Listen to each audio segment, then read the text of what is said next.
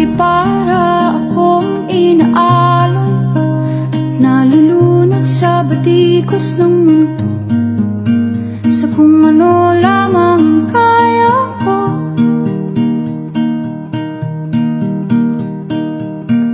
Bigang-bigan sa mga problemang di masolusyonan agad, parang wala nang bukas.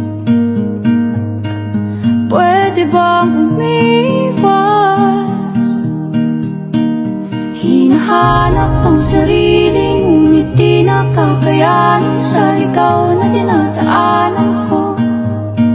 Saan na to patungo? Saan ako patungo? Dahan-dahan natin simulan muli ang paghakbang. Dahan-dahan tumingin sa salamin upang makita ang ating kagandahan. Dahan-dahan iangat ang mukha upang masilayan ang payapang kalangitan. Oo, pagod ka na, pero di ka nag-iisa, kaya't lumaban ka at sabihin